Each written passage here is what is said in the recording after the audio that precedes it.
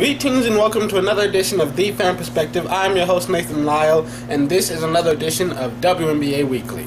A lot of stuff happened over the weekend. I'm not going to go over all of it because there was so much to cover, but here is how things look right now in the conference standings.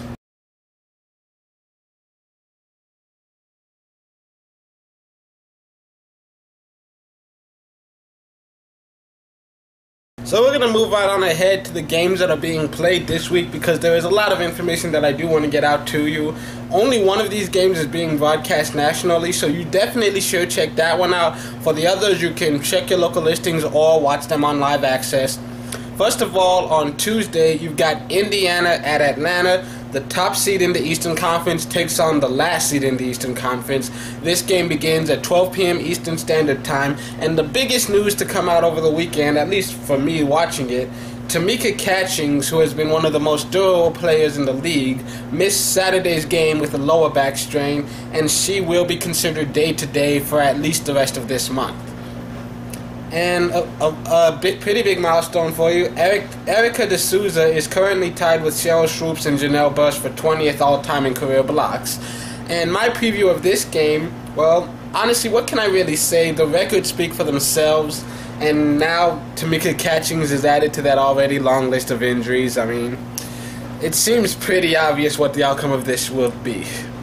Next, you've got Phoenix at San Antonio. The star-studded Mercury head into San Antonio to take on the Silver Stars as both teams are looking to move up in the standings. This game will be broadcast on ESPN2 beginning at 8 p.m. Eastern Standard Time. And some injury news, Jana Pell missed the game over the weekend because of a concussion she suffered in practice, and as of this moment I can't find anything about how much time she's expected to miss. With concussions, you really can't tell, so I don't know what to say. This is the thing I hate most about the WNBA, is that nobody's covering it. I have to dig to get what little information I can find, and I never know who's going to be injured until I tune into the game and find out, oh, they're not even dressed. What the hell?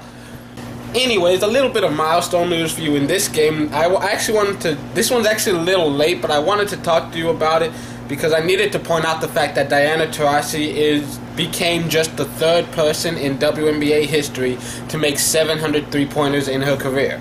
And since we're on the subject, I might as well mention that over the weekend, Tina Thompson reached that milestone, becoming just the fourth player in the league history. And it has nothing to do with this specific game, but it does deserve to be mentioned. And also, Delisha Milton-Jones is 7 steals away from becoming just the fourth player in WNBA history with 600 for her career. It probably won't happen in this game, but it could happen over the weekend, before next Monday. So I decided to just go ahead and mention it now.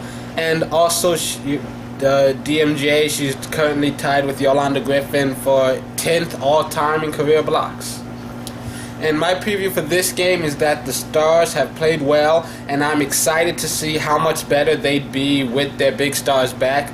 But Diana Taurasi has been playing out of her mind and continues to put up MVP numbers, and I don't see the Silver Stars slowing them down. On Wednesday, you've got New York at Chicago. Cappie Pondexter leads the Liberty into Chicago to take on rookie sensation Elena Delle Donne and the Sky as these two teams battle it out for second place in the Eastern Conference. This game begins at 12:30 p.m. Eastern Standard Time. And a few milestones. Swin Cash is 1 rebound behind Shamik Holtzclaw for 12th on the all-time list. And Katie Smith only needs to play 6 more minutes to become just the second player in WNBA history to have played in 15,000 career minutes. It's kind of a big deal. The only other person who's done it is Tina Thompson. Just saying. My preview for this game is, well, honestly, what can I really say? The way they've played so far in this young season, I'm very high on the Sky. However, you should never count New York out. They play tough. Then on Thursday, you got Phoenix at Washington. 2 MVP candidates battling it out as Diana Taurasi leads the Mercury into Washington to face Ivory Latta and the Mystics. This game begins at 7 p.m. Eastern Standard Time. My preview is that I think both of these teams are good, but the Mercury are a tough matchup, and I have trouble ever picking against them, in case that wasn't obvious. Well, that's it for this week. Tune in on Friday for another edition of WNBA Weekly. And until then, I'm your host, Nathan Lyle. This has been the Fan Perspective. Hope you enjoyed your weekend. Mine was busy as fuck, which is why this is a little late and a bit short-handed. Sorry.